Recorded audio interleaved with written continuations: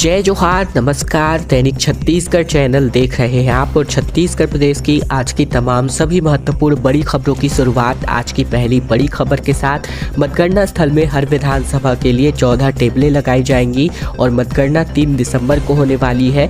दरअसल 17 नवंबर को हो चुके विधानसभा चुनाव के बाद अब उत्तर प्रत्याशियों के भाग्य ईवीएम में कैद हो चुके हैं। सभी ईवीएम स्ट्रांग रूम में कैद हैं और दूसरे चरण में हुए चुनाव के लिए मतगणना की तिथि निर्वाचन आयोग ने 3 दिसंबर को डिसाइड किया है। ऐसे में 3 दिसंबर को संबंधित अधिकारियों की उपस्थिति में स्ट्रांग रूम खुलने वाला है और मतगणना की जाएगी। साथ ही मतगणना के लिए निर्वाचन आयोग ने अपनी तैयारियां शुरू कर दी है। इसके लिए मतगणना के लिए 14 टेबल लगाने का प्रस्ताव आयोग को भेजा गया था और उक्त प्रस्ताव पर आयोग ने अपनी मंजूरी दे दी है। जिसके अनुसार अब बात करें तो हर विधानसभा के लिए 14 टेबल लगने वाले हैं। तो वही डाक मत पत्र के लिए 2 टेबल और साथ ही 3 टेबल अलग से लगाए जाएंगे। आयोग से मिली हरी झंडी के बाद से जिला निर्वाचन कार्यालय ने अपने स्तर पर तैयारियां शुरू कर दी है। वहीं उक्त टेबलों पर मतगणना के कार्य में 3 कर्मचारियों की जरूरतें पड़ने वाली है। मतगणना के लिए लगे टेबल में एक सुपरवाइजर, एक सहायक और एक अन्य कर्मचारी रहने वाले हैं। इसके अलावा अन्य प्रत्याशियों व पार्टियों के एजेंट भी रहेंगे। पार्टी व प्रत्याशियों के एजेंट खाली जाली के बाहर रहेंगे और उनको वहीं से जानकारी एकत्र करनी होगी। शहर के रिहायशी इलाके में एक बार फिर से तेंदुआ दिखाई दिया है, जिसकी वजह से लोगों में दहशत का माहौल है। इसको लेकर अलर्ट जारी है। दरअसल गरियाबंद शहर से लगे रिहायशी इलाके में एक बार फिर से तेंदुआ दिखने की वजह से स्थानीय लोग दहशत में हैं। साथ ही गरियाबंद थाना क्षेत्र के वार्ड नंबर 7 रावण भाटा इलाके में मंगलवार की रात तेंदुआ देखा गया था, जिसका सीसीटीवी फुटेज भी सामने आया था। वहीं मिली जानकारी के अनुसार बात करें तो मंगलवार की रात तकरीबन 11:30 बजे आवारा कुत्तों के जोर से भौंकने की आवाज की वजह से व्यवसायी मकान मालिक ने नींद खुली, जिसने इनको स्पॉट किया। साथ ही उसने सीसीटीवी कैमरे में तेंदुए की हरकत को देखा। साथ ही बाउंड्री वॉल में विचरण करते देखा तो भौचक्का रह गया। सीसीटीवी के फुटेज पुलिस और वन विभाग को सौंपे गए हैं। साथ ही वन विभाग और पुलिस की टीम तेंदुए की सर्चिंग अभियान में जुट गई है। इसी के साथ ही यहाँ रहने वाले लोगों के लिए अलर्ट जारी किया गया है। कॉलोनी के पीछे जंगल में ना जाने की हिदायत भी दी गई है। साथ ही विकास साहू के मुताबिक बात करें तो तेंदुआ उनके घर के पीछे की तरफ देखा गया था।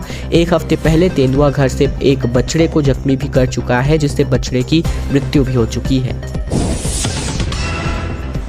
अवैध दुकानों और बाउंड्री वॉल पर बुलडोजर चलाया गया, जहां व्यापार विहार रोड से लेकर कबाड़ियों या फिर कारोबार तक इनका बंद कराया गया, जहां ट्रैफिक जाम से अब निजात मिलने की उम्मीद लगाई जा रही है। बिलासपुर जिले के व्यापार विहार रोड पर खुलेआम चल रहे अवैध चखना सेंटर पर बीते दोपहर को नगर निगम का बुलडोजर चलाया गया। सेंटर पर कार्यवाही की भनक लगते ही वहां शराबखोरी कर रहे लोग भाग खड़े हुए। चखना सेंटर का पूरा पंडाल हटाने के साथ व्यापार विहार में 2 और जगहों पर निगम की टीम ने अमले ने अपनी कार्यवाही की है। रामबाबू सोनथलिया व्यापार स्मार्ट रोड पर तारबहार के पास फुटपाथ पर चल रहे कई कबाड़ियों पर भी कार्यवाही की गई है। लोगों ने शिकायत की थी कि रोड पर कबाड़ियों का कारोबार चलने की वजह से ट्रैफिक जाम होता है, जिससे लोगों को आने जाने में लगातार परेशानी होती है। कबाड़ियों के हौसले इतने बुलंद थे कि उन्होंने सारा कबाड़ फुटपाथ और रोड पर रख रखा था। इसी तरह श्रीकांत वर्मा मार्ग पर भी बिना अनुमति निर्मित सेट को एक्सीवेटर से हटा दिया गया। वहीं एफसीआई गोडाउन के पास भी बिना अनुमति के बनाई गई बाउंड्री वॉल को हटाया गया है। रायपुर में पहला T20 इंटरनेशनल मैच शुरू हो रहा है, जिसका टिकट आज से मिलने वाला है। इंडोर स्टेडियम में काउंटर बनेंगे, जहां बुकिंग सिर्फ ऑनलाइन तरीके से ही हो सकती है। 1 दिसंबर को इंडिया वर्सेस ऑस्ट्रेलिया का मुकाबला होने वाला है। रायपुर में 1 दिसंबर को इंडिया वर्सेस ऑस्ट्रेलिया का मुकाबला होने जा रहा है, जिसके लिए आज टिकटों की बुकिंग शुरू हो जाएगी। मैच का टिकट सिर्फ ऑनलाइन ही उपलब्ध होगा, जिसकी हार्ड कॉपी देने के लिए रायपुर के इंडोर स्टेडियम में टिकट कलेक्शन काउंटर बनाया जा रहा है। छत्तीसगढ़ क्रिकेट संघ के पदाधिकारियों ने जानकारी देते हुए बताया है कि नवा रायपुर के शहीद वीर नारायण सिंह क्रिकेट स्टेडियम में इंडिया वर्सेस ऑस्ट्रेलिया के बीच T20 इंटरनेशनल मुकाबला खेला जाएगा और टिकटों के दाम भी तय कर दिए गए हैं। शुरुआती कीमत 3500 रुपए होगी। हालांकि स्टूडेंट्स के लिए ये टिकट 1000 के अंदर ही व्यवस्थित कर दी जाएगी। रायपुर में होने वाले India versus Australia cricket match का टिकट 3500 रुपए से शुरू होगा और इसके बाद टिकटों के दाम 2000 और 2500 रुपये तक होंगे। साथ ही स्टूडेंट्स के लिए भी टिकट का दाम 1000 है। हालांकि रायपुर में ही जनवरी में खेले गए इंडिया वर्सेस न्यूजीलैंड के मैच में स्टूडेंट्स के लिए टिकट की कीमत 500 थी।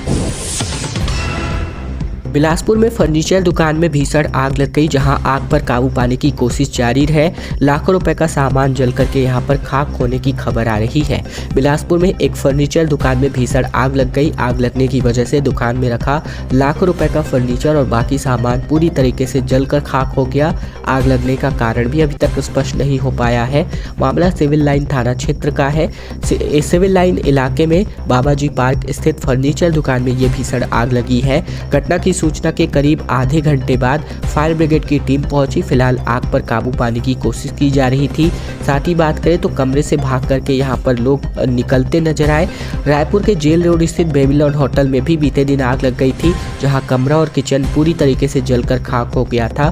तीसरी मंजिल में जिस वक्त आग भड़की उस वक्त कमरों में कई गेस्ट मौजूद थे और सूचना मिलते ही सभी गेस्ट बाहर निकले। साथ ही बिलासपुर में ही टेंट हाउस में कुछ दिन पहले भीषण आग लग गई थी, जहां 3 दमकलों की टीम ने 2 घंटे की कड़ी मशक्कत के बाद आग पर काबू पाया था और 25 लाख रुपए से अधिक का नुकसान यहां हुआ था। लंदन में छत्तीसगढ़ी संस्कृति की झलक यहां पर दिखाई दी। नाचा यूके ने ट्राइबल टेपेस्ट्री का आयोजन किया। बस्तर की शिल्प कला का प्रदर्शन यहां पर किया गया। जनजातीय गौरव दिवस के अवसर पर north American Chhattisgarh association UK chapter ने लंदन के नेहरू सेंटर में ट्राइबल टेपेस्ट्री का आयोजन किया, जहां इस कार्यक्रम में छत्तीसगढ़ी की संस्कृति और साथ ही जनजातीय लोगों को दर्शाती एक प्रदर्शनी लगाई गई। इस दौरान महिलाओं ने छत्तीसगढ़ राज्य के गीत अरपा पैरी की धुन पर नृत्य प्रस्तुत किया। साथ ही नाचा यूके के प्रमुख अरविंद साहू ने कहा, लंदन में रहने वाले छत्तीसगढ़ी लोग अपने घर से दूर रहकर भी अपनी संस्कृति को नहीं भूले हैं। वे विदेशों में भी छत्तीसगढ़ की संस्कृति का प्रचार प्रसार कर रहे हैं।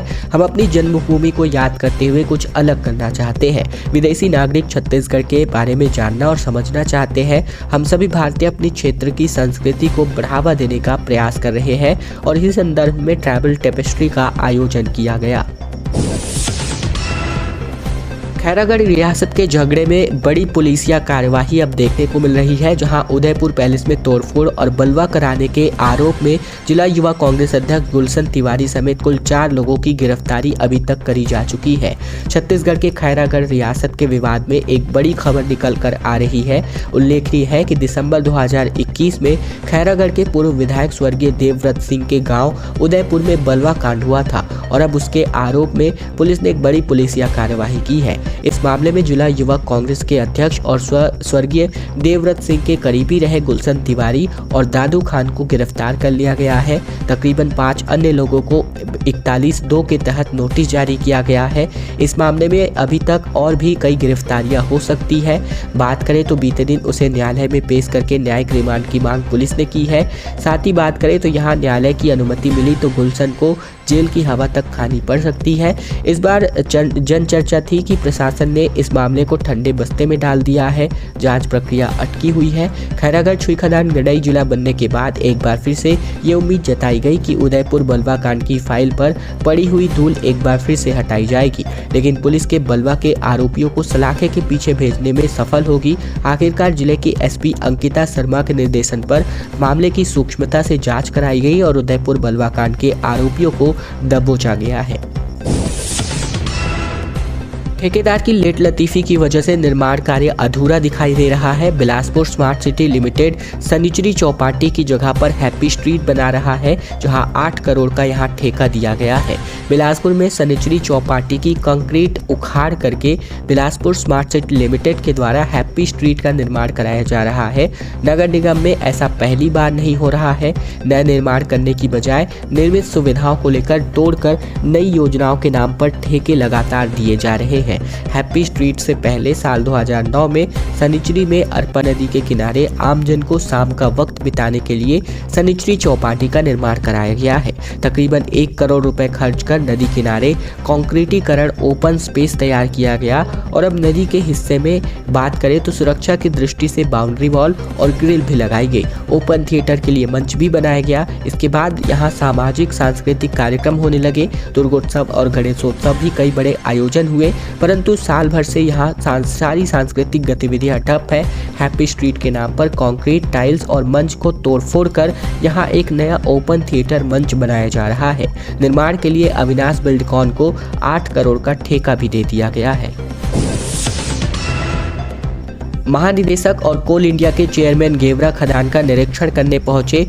खदानों का भविष्य बदलेगा, इस पर सवाल अब उठते नजर आ रहे हैं। एशिया की सबसे बड़ी SCCL की गेवरा खदान का निरीक्षण करने वन महानिदेशक चंद्र प्रकाश गोयल और कोल इंडिया के चेयरमैन PM प्रसाद कोरबा पहुंचे। जहां खदानों का निरीक्षण करने पहुंचे, उन्होंने पहले GM कार्यालय में कुछ देर आराम किया। इसके बाद खदानों का रुख करने लगे। इसके पहले उन्होंने मीडिया से चर्चा करते हुए SCCL की परियोजनाओं की वन क्षेत्रों में हो रहे विस्तारीकरण की बात को साझा किया। वहीं भू विस्थापितों के विषय पर ज्यादा कुछ नहीं बोला। बता दें कि कोरबा जिले में SCCL की खदानों का भविष्य क्या होगा, यहाँ की खदानों की उम्र कितनी होगी और भविष्य में खदानों का विस्तार कितना होगा, इन्हीं कुछ विषयों पर विस्तार से जानकारी लेने और खदानों के लिए भू अधिग्रहण के विषय पर विभागीय अधिकारियों से चर्चा करने की मंशा से वन महानिदेशक चंद्र प्रकाश गोयल और कोल इंडिया के चेयरमैन PM प्रसाद कोरबा के गेवरा पहुंचे थे। पेंड्रा में खाटू श्याम महोत्सव जन्मोत्सव मनाया गया, जहां निशान यात्रा निकाली गई। बाबा की भक्ति में पूरा महिलाएं और जो पूरा शहर है, साथ ही पूरे महिलाएं और बच्चे बुजुर्ग यहां पर सराबोर होते हुए नजर आए।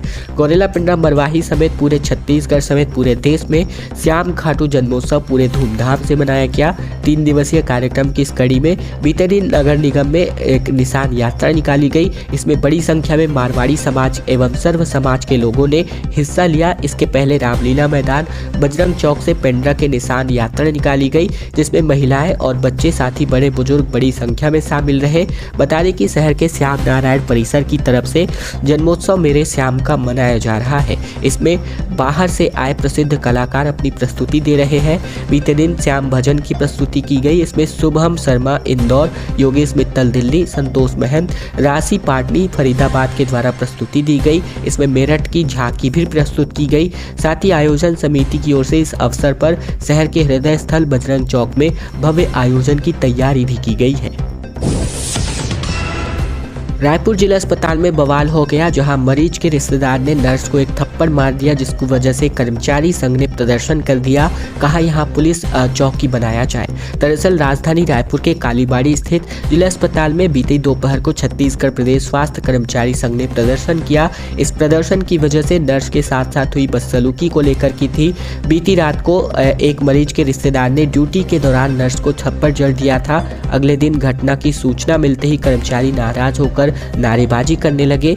कर्मचारियों ने माफी की मांग की, जिसके बाद अफसरों ने अपनी समझाइश और युवती के माफी मांगने के बाद मामले को शांत किया। साथ ही हालांकि प्रदर्शन के दौरान इमरजेंसी वार्ड में काम जारी रहा। कर्मचारी संघ ने पुलिस और प्रशासन के यहाँ पुलिस चौकी बनाने की मांग भी की। साथ ही बात करें तो पहले बदतमीजी की, फिर हाथ उठाया। इस बात की जानकारी नर्स ने दी। रेलवे ने एक बार फिर से 18 ट्रेनों को कैंसिल होने की सूचना जारी कर दी है। वेटिंग टिकट पर यात्रा करने का नियम अब लागू नहीं होगा, लेकिन रेलवे की ढिलाई की वजह से ऐसे लोगों का रिजर्व कोच पर कब्जा देखने को मिल रहा है। दरअसल रायपुर से होकर जाने वाली ज़्यादातर ट्रेनों में लंबी वेटिंग चल रही है, क्योंकि रेलवे पिछले 5 दिनों में 50 से ज़्यादा ट्रेनों को रद्द कर चुका है। मजबूरी में यात्री दूसरी वैकल्पिक ट्रेनों में वेटिंग टिकट लेकर सफ़र कर रहे हैं, जबकि वेटिंग टिकट लेकर यात्री कोच में सफर तो दूर प्रवेश भी नहीं कर सकते हैं।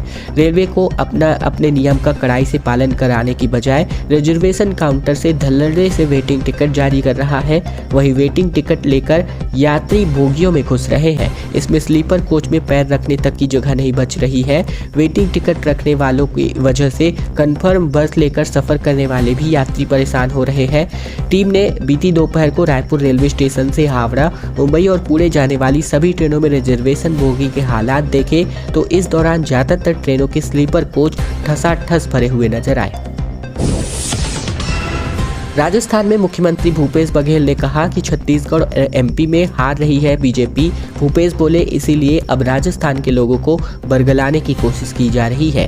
मुख्यमंत्री भूपेश बघेल बीते दिन राजस्थान में दिन भर चुनाव प्रचार प्रसार करते नजर आए। चुनाव प्रचार के दौरान इन्होंने बीजेपी सरकार पर जमकर निशाना साधा।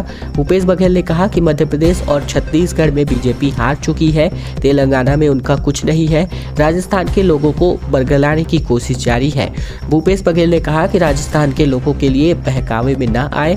साथ ही महंगाई की जो मार पड़ रही है इसके लिए अगर कोई जिम्मेदार है तो वो है केवल और केवल केंद्र सरकार। निश्चित रूप से 25 दिसंबर को लोग अपने हित के लिए मतदान करेंगे। लोग जब अपने हितों के बारे में सोचेंगे तो ही निश्चित ही कांग्रेस को वोट देंगे। ये बातें चुनाव प्रचार के दौरान भूपेश बघेल ने राजस्थान में कही।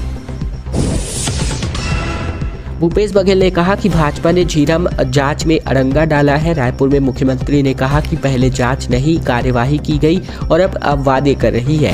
दरअसल मुख्यमंत्री भूपेश बघेल ने भाजपा के झीरम हमले की जांच कराने वाले बयान पर कहा कि भाजपा नेताओं के नीचे गिरने का कोई स्तर नहीं रहा है। पहले जांच को रोका गया। धर्मलाल कौशिक को कोर्ट किसने भेजा था? अड़ंगा डालने का काम पहले इन्होंने ही किया। भाजपा की ओर से कहा गया था कि सरकार गठन के बाद झीरम की जांच की जाएगी, लेकिन मुख्यमंत्री ने राजस्थान रवाना होने से पहले एयरपोर्ट पर ये बयान जारी किया। भूपेश बघेल ने आगे कहा कि झीरम मामले में उस समय भी नोडल अधिकारी ऐसे आदमी को बना दिया गया था जो खुद इन्वॉल्व था। बीजेपी ने ऐसे लोगों को किसी प्रकार की बात करने में कोई शर्म नहीं आती। उनकी सरकार थी। सीबीआई जांच तो विधानसभा में पारित किया गया था, लेकिन जांच क्यों नहीं करवाई, इसको लेकर मुख्यमंत्री ने सवाल खड़े किए।